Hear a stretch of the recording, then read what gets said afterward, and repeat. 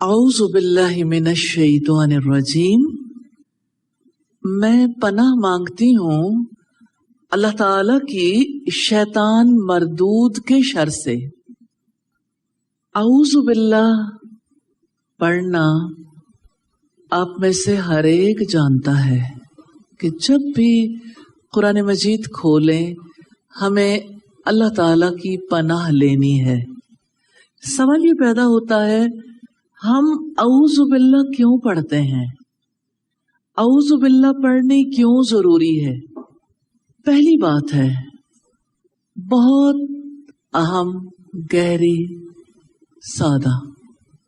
اعوذ باللہ پڑھنا اس لیے ضروری ہے کہ اللہ تعالیٰ نے اس کا حکم دیا ہے، اللہ تعالیٰ کا حکم ہے، اس لیے ہم اعوذ باللہ پڑھتے ہیں۔ اور اس کی دلیل سورہ النحل کی آیت نمبر 98 ہے، فَإِذَا قَرَأْتَ الْقُرْآنَ فَاسْتَعِذْ بِاللَّهِ مِنَ الشَّيْطَانِ الرَّجِيمِ۔ جب آپ قرآن پڑھیں تو شیطان مردود سے اللہ تعالی کی پناہ مانگیں۔ حکم ہے نا، اور اللہ تعالی کا حکم اگنور کرنے والا نہیں ہوتا۔ اگنور کرنے والا سر جھکانے والا تو نہیں ہوتا، سرکش ہوتا ہے۔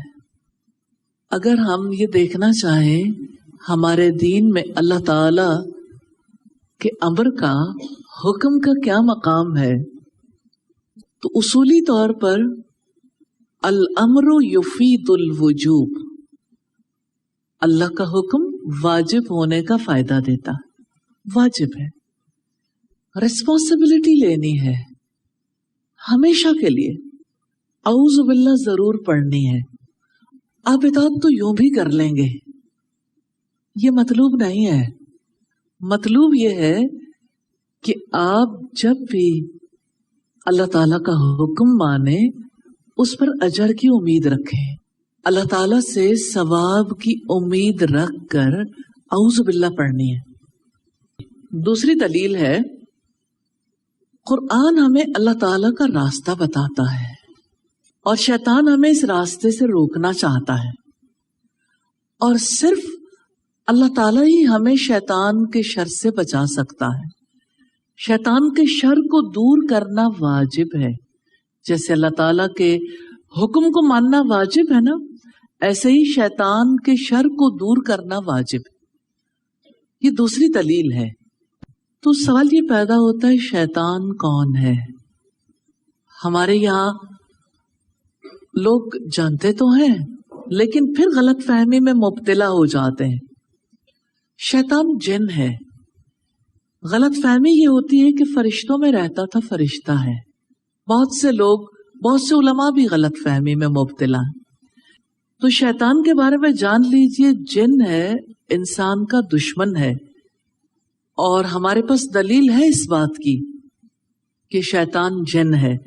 رب العزت نے فرمایا، کان من الجن ففسق عن امر ربہ، وہ جنوں میں سے تھا چنانچہ اس نے اپنے رب کے حکم کی نافرمانی کی۔ یہ سورہ الکہف کی آیت نمبر 50 ہے۔ شیطان عبادت کرتا تھا، نافرمان کیسے بن گیا؟ کیا عبادت گزاریاں بھی نافرمانی تک لے جاتی ہیں؟ ہاں، ایسا ہو جاتا ہے۔ عبادت گزار بھی نافرمان بن سکتا ہے جب عبادت گزار کے اندر ریاکشنز لگیں۔ اب ہم چلتے ہیں شیطان کی طرف، جو ہمارا دشمن ہے، جو ہمیں اس راستے پہ چلنے نہیں دے گا۔ جب آپ کوئی گیم کھیلتے ہیں تو آپ کو پتا ہوتا ہے نا، ہرڈلز آنی ہے، ٹھیک ہے؟ تو جب آپ قرآن پڑھیں گے اور آپ اس کے مطابق عمل کرنا چاہیں گے تو کیا آپ کو پتا نہیں ہونا چاہیے کہ اس راستے کی رکاوٹ کون ہے؟ تو بہت بڑا اینیمی ہے، دشمن ہے، جس نے ہمارے راستے میں موت تک آنا ہے۔ کبھی اس راستے کو کھوٹا کرنے سے اس نے رکنا نہیں ہے۔ تو پہلا کام تو یہ ہے کہ ابلیس سے دوستی نہیں کرنی، اس کی بات نہیں ماننی، اللہ کی پناہ میں آنا۔ ہم نہیں بچ سکتے، ہم کوئی دعوے داری نہیں کر سکتے، اللہ تعالیٰ کی پناہ مانگنی. تو ہم دیکھتے ہیں کہ شیطان عبادت گزار تھا. شیطان عبادت کرتے ہوئے نافرمان کیسے بن گیا؟ اس کی عبادت گزاریوں کے دن تھے جب اللہ تعالیٰ نے فرشتوں سے کہا کہ میں ایک خلیفہ بنانے والا ہوں. پھر آدم علیہ السلام کو اللہ تعالیٰ نے پیدا کیا. پھر فرشتوں سے کہا کہ سجدہ کرو. سب نے سجدہ کیا اور ابلیس کے اندر ریاکشن لگ گیا. اس نے سجدہ نہیں کیا. اللہ تعالیٰ نے اس سے پوچھا ما منعک اللہ تسجد، تجھے کس نے روکا کہ تو نے سجدہ نہیں کیا؟ اس نے جواباً کہا انا خیر من، میں اس سے بہتر ہوں. یوں ہی ریاکشن لگتے ہیں. رد عمل کی نفسیات اس طرح ابھرتی ہے جیسے ابلیس کے اندر ابھری تھی.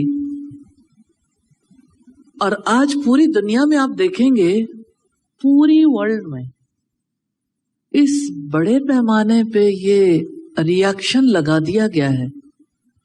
ہر کوئی اس کا شکار ہے. ریلی جو بات ابلیس نے کہی تھی آج ہر کوئی کہتا ہے انا خیر من. کہنے کے انداز فرق ہے. میں ہوں اور میں ہوتا رہتا ہوں. آپ لوگوں میں سے کتنے لوگ ہیں جنہوں نے کبھی سیلفی نہیں بنائی؟ سیلفی کیا ہے؟ سیلف کو پورٹرے کرنا نا. کتنے لوگ ہیں جنہوں نے سیلفیاں بنائی؟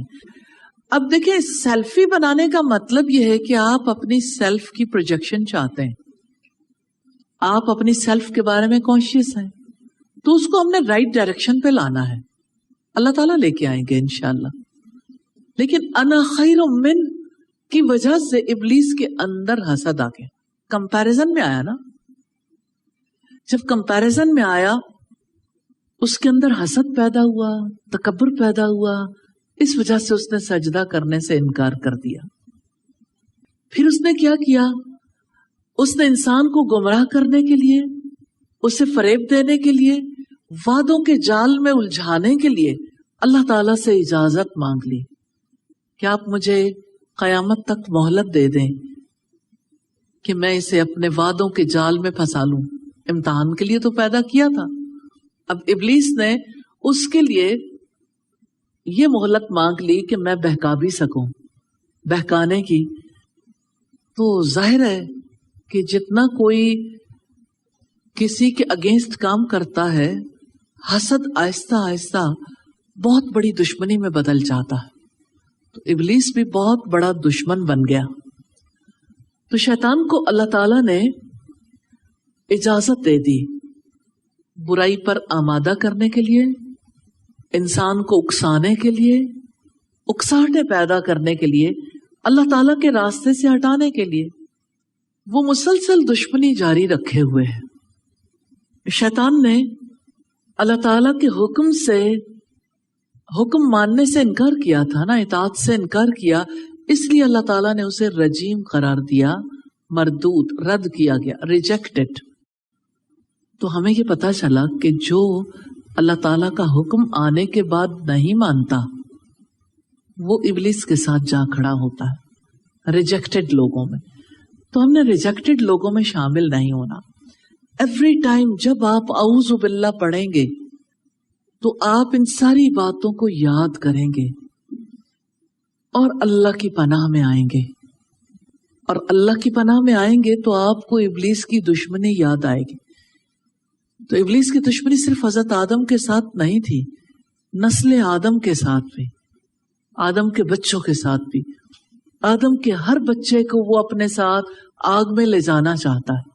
اس لیے اس دشمنی سے بچنے کے لیے اللہ تعالیٰ کی پناہ مانگنی ہے، ورنہ ہمارا